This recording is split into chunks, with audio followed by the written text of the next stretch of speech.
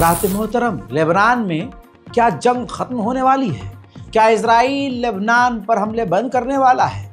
ये अपने में एक बड़ा सवाल है, क्योंकि ऐसा कहा है इजराइल की फ़ौज ने। IDF ने कंफर्म किया है कि हमारे गोल अचीव हो गए हैं। लेबनान में हमारा जो गोल था, लक्ष्य था, वो पूरा हो गया है। जो हमें करना था हमने कर दिया है। हमने हिजबुल्लाह की तमाम मिसाइल कैपेबिलिटी को ख़त्म करके 80% उसकी मिसाइलों को ख़त्म कर दिया है। अब उसके पास सिर्फ मिसाइल की 20% क्षमता है। और अब जो हमारी गवर्नमेंट है वो डील के लिए, सीज़ फायर के लिए ऑप्शन पर बात कर सकती है, टेबल पर बात कर सकती है। वहीं दूसरी रिपोर्ट ये भी कंफर्म की जा रही है कि नेतन्याहू लेबनान से डील करने के लिए अब तैयार हो गया है और नेतन्याहू ने अपनी शर्तों के मुताबिक जो है ऑफर बनाकर लेबनान को सौंप दी है। अपनी शर्तों पर वो जंग खत्म करने के लिए, लेबनान में ऑपरेशन खत्म करने के लिए राजी हो गए हैं। सवाल ये है कि इतनी आसानी से लेबनान में वो जंग खत्म क्यों कर रहे हैं? दोस्तों, वजह साफ है। हिजबुल्लाह भले ही मिट गया हो, हिजबुल्लाह भले ही कमज़ोर पड़ गया हो, जो भी ब्ला ब्ला ब्ला वो बोल रहे हैं, लेकिन हकीकत ये है कि इजराइल को लेबनान के अंदर मोटा नुकसान उठाना पड़ा है। मैं आपको वो तस्वीर मजबूरन नहीं दिखा सकता, क्योंकि यूट्यूब कम्युनिटी गाइडलाइन के ख़िलाफ़ वो चीज़ चली जाएगी और फिर हमारे चैनल को ही ब्लॉक कर दिया जाएगा, जिसके अंदर साफ वीडियोस में नज़र आ रहा है कि इजराइल के सैनिकों के ऊपर बहुत बुरी तरह से हमले किए गए हैं। और कई बार तो मैं आपको इजराइल के टैंक, इजराइल के सैनिकों को दिखा चुका हूं किस तरह से घायल हुए हैं और टैंक बर्बाद हुए हैं। हज़रात मोहतरम, यही वजह है जो रिपोर्ट सामने आ रही है मिडल ईस्ट से कि इजराइल अपने नुकसान को देखते हुए अब डील के लिए राज़ी हो गया है। वहीं मेरे दोस्तों, इजराइल के डिफेंस मिनिस्टर ने ये जो हिजबुल्लाह के नए लीडर हैं उनकी तस्वीर को ट्वीट करते हुए कहा है कि ये टेम्परेरी हैं, अपॉइंट किए गए हैं। इसका मतलब ये है कि इजराइल ने ऐलान किया है कि ये कुछ दिन के लिए हैं, हम इन्हें भी कत्ल कर देंगे। उधर हिजबुल्लाह के ऑफिशियल ने ऐलान करके बताया है कि इजराइल के नरसंहार में जो हिजबुल्लाह संगठन की जगहें पोस्ट खाली हुई थी लोगों के मारे जाने की वजह से, वो तमाम पोस्ट फिर से भर चुकी है। वहीं इजराइल के मिनिस्टर ने कंफर्म कर दिया है कि लेबनान की जंग इसी साल में, यानी अगले 1-2 महीने के अंदर खत्म हो जाएगी। जैसा मैंने आपसे कहा, तो एक वीडियो तो सबूत के तौर पर जरूर दिखाऊंगा। ये मंजर रोज का है। इजराइल के एम्बुलेंस हेलीकॉप्टर रोज एयरलिफ्ट करके लेबनान से इजरायली घायल सैनिकों को लेकर जा रहे हैं। अब दूसरी तरफ ये भी समझ लीजिए कि नुकसान इजराइल को इतना मोटा हो रहा है कि इजराइल के 3 लाख लोग मेंटल इशू का सामना कर रहे हैं। मेंटली वो डिस्टर्ब हैं, डिप्रेशन में हैं, परेशान हैं, मेंटल स्थिति उनकी बेकाबू हो चुकी है और उनको थेरेपी की ज़रूरत है। वहीं इजराइल के लैपेड, जो पूर्व प्राइम मिनिस्टर हैं, उनका ये वीडियो भी सामने आया जिसमें उन्होंने कहा कि हमारी सरकार झूठ बोल रही है, नेतन्याहू की गवर्नमेंट झूठ बोल रही है, जो हमारे सैनिकों को, हमारे देश को जो कैजुअलिटीज़ हो रही हैं वो ज़्यादा हुई हैं। यानी जो असली आंकड़े हैं, 800 से ज़्यादा इजराइल के सैनिक मारे गए हैं इनके मुताबिक। लेकिन अगर और रिपोर्ट की पड़ताल के बाद आपको बताऊं तो कम से कम 1000 से ज़्यादा इजराइल के सैनिक लेबनान और गाज़ा के जंग में मारे गए हैं और हज़ारों की तादाद में, यानी लगभग 12,000 से ज़्यादा इजराइल के सैनिक बुरी तरह से घायल हैं। ये खुद इजराइल के पूर्व प्रधानमंत्री ने कंफर्म किया है। हजरात, ये जो अक्टूबर का महीना गया, ये अक्टूबर का महीना इजराइल के सैनिकों के लिए, इजराइल के लिए सबसे डेडली था। ये तस्वीर देखिए, ये तमाम इजराइल के सैनिक तो नहीं, लेकिन मैक्सिमम इजराइल के सैनिक हैं जो पूरे साल में सबसे ज़्यादा अक्टूबर के महीने में इजराइल के सैनिकों को सबसे ज़्यादा बुरा नुकसान हुआ है। लेबनान और गाज़ा के अंदर सबसे ज़्यादा अक्टूबर के महीने में इजराइल के सैनिक मारे गए हैं। उधर हिजबुल्लाह ने सबूत जारी किया है कि हमने हर्मीज 900 एक और इजरायली ड्रोन को मार गिराया है।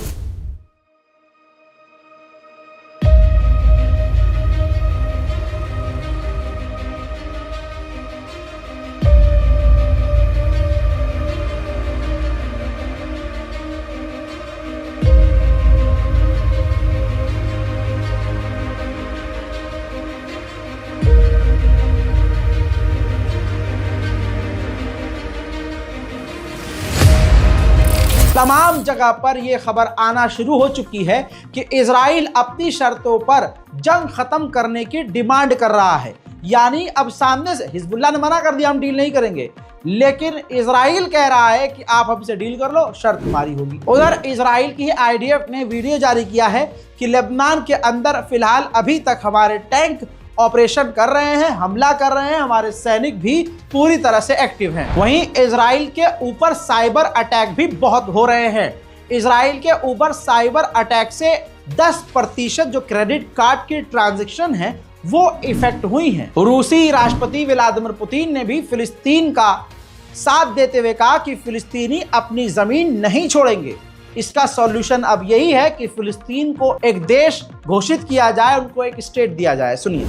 Поговорить о том, как восстанавливать эти территории, как вернуть людей, которые покинули эту территорию. Ну, палестинцы не уйдут оттуда, это их земля, надо это понимать.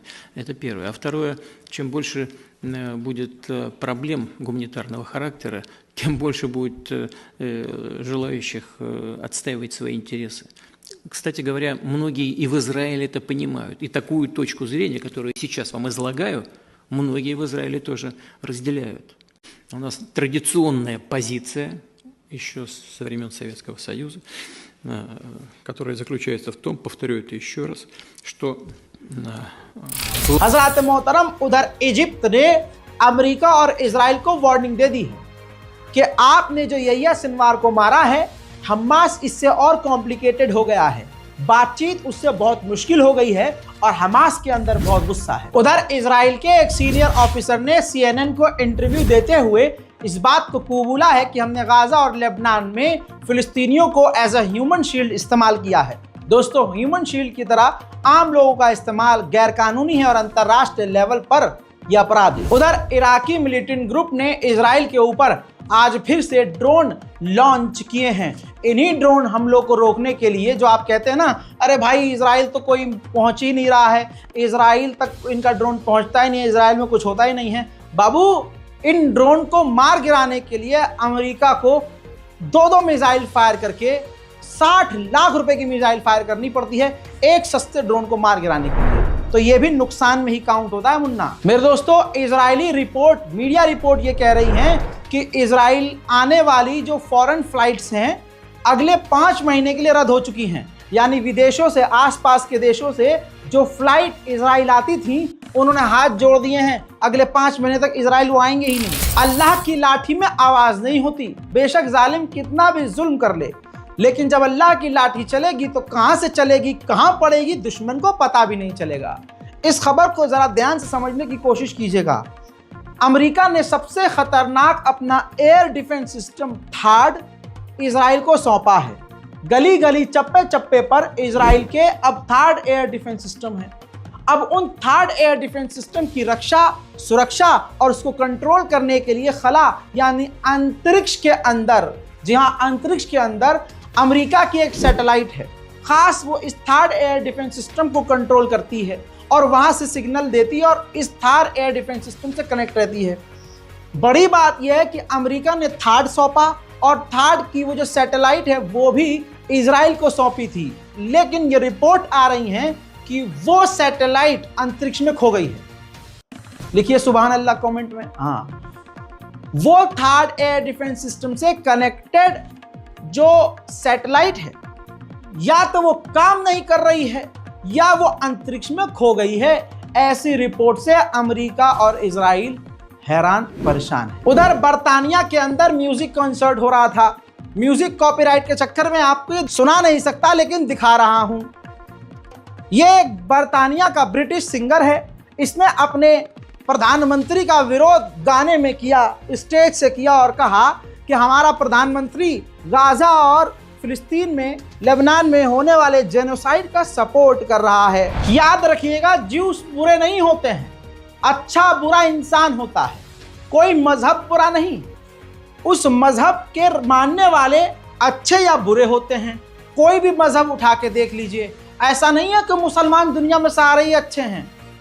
वाक़या करबला में देख लीजिए, कोई गैर मुस्लिम नहीं था अहले बैत को कत्ल करने वाला। ऐसे ही आप अपने वालों को देख लीजिए, हमारे अपनों में ही एक से बड़ा एक आपको रीच मिलेगा। समझ रहे हैं? तो ऐसे ही अमेरिका में जो जूस थे और हैं भारी मात्रा में, जो फिलिस्तीन को सपोर्ट करते हैं, न्यूयॉर्क में प्रदर्शन के दौरान फिलिस्तीनी समर्थक जूस और इजरायली समर्थक यहूदी का सामना होता है। जो फिलिस्तीनी समर्थक जूस है उसने साफ तौर से कहा, सामने से जलील करते हुए उन यहूदियों को, कि तुम जूस के खिलाफ हो। जूस ऐसे नहीं होते जो आप कर रहे हो, आप नरसंहार कर रहे हो, आप कत्लेआम कर रहे हो। और साथ में उनको ये भी कहा कि आप तौरा, यानी जो उर्दू जबान में, हमारी जबान में, इस्लामिक जबान में तौरात जिसे कहते हैं, कहा कि तुम उस किताब के अगेंस्ट कर रहे हो। देखिए, You make a genocide. You make a Holocaust. Right now, you make a genocide. You murdered thousands of Palestinians. You murdered thousands of men and women. You are not Jewish.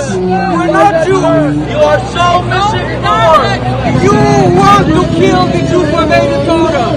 You hate the Torah. You hate the Jews who obey the Torah. Saudi का एक बड़ा channel, मैंने आपको बताया था, MBC news channel, जिसने Hamas फिलिस्तीन फाइटरों को और तमाम जो फाइटर जिन्हें इजराइल ने कत्ल किया, उनको आतंकवादी दिखाते हुए अपने चैनल पर दिखाया, लिखा कि ये आतंकवादी हैं। समझ रहे हैं आप? जिस पर बड़ा ड्रामा हुआ, विरोध हुआ और इराक के अंदर उस चैनल को बैन किया गया और अरब देशों में आम लोगों ने इसका विरोध किया। अब विरोध इतना ज्यादा बढ़ गया कि सऊदी अरब में जो इसका हेडक्वार्टर है MBC, उस न्यूज चैनल के जो डायरेक्टर हैं उनको ही चैनल के ग्रुप ने सस्पेंड कर दिया। अल्हम्दुलिल्लाह। उधर लेबनान, इराक और यमन से ड्रोन, मिसाइल और रॉकेट्स आए, जिनमें से कई मिसाइलों और रॉकेटों को इजराइल ने रोका तो सही, लेकिन कई जगह इजराइल के सेटलर्स के इलाके में बड़े हमले हुए और डैमेज हुआ है। देखिए,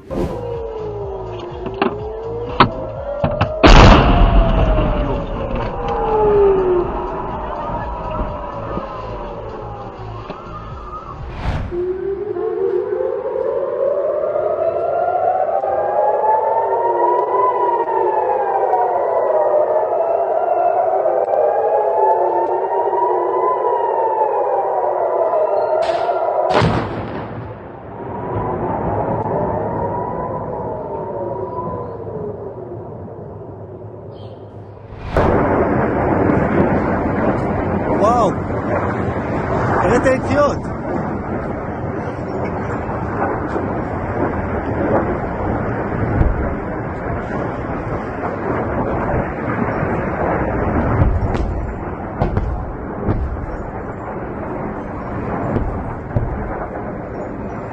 וואלה, שלא ייפול לנו רסיס על הראש. מה, אתה דפוק אתה בוא. אתה רוצה לבד?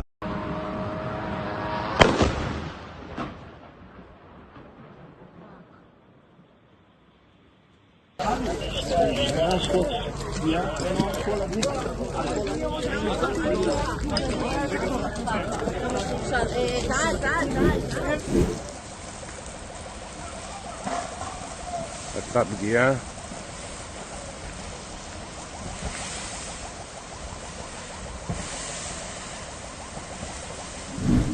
उधर स्पेन ने कमाल कर दिया है। स्पेन अपनी पुलिस के लिए, अपने पुलिस जवानों के लिए हथियार, मशीन गन, माउजर, गोलियां, इस तरह के हथियार जो हैं वो इजराइल से खरीदता था। डील थी, बाकायदा डील। स्पेन ने कैंसिल कर दिया, कह दिया कि हमें इजराइल से कोई हथियार लेना ही नहीं है। तुर्की एक रेजोल्यूशन लाने वाला है अपने अरब साथियों के साथ, अरब देशों के साथ। UN के अंदर उस रेजोल्यूशन को पेश किया जाएगा। उस रेजोल्यूशन में मांग ये होगी, इजराइल को कोई भी देश हथियार ना दे। लेकिन हमें उम्मीद है, यकीन है कि ये रेजोल्यूशन पास नहीं होगा, क्योंकि वहाँ अमेरिका भी है और कई इजराइल के समर्थक देश अपनी वीटो पावर का इस्तेमाल कर सकते हैं। दोस्तों, इस रिपोर्ट पर आपकी राय बेहद ज़रूरी है। नीचे कमेंट में अपनी राय लिखिए, इस रिपोर्ट को शेयर कीजिए, चैनल को कीजिए सब्सक्राइब, ताकि आपको मिलते रहे हर बड़ी और छोटी जानकारी मिडिल ईस्ट से। जय हिंद।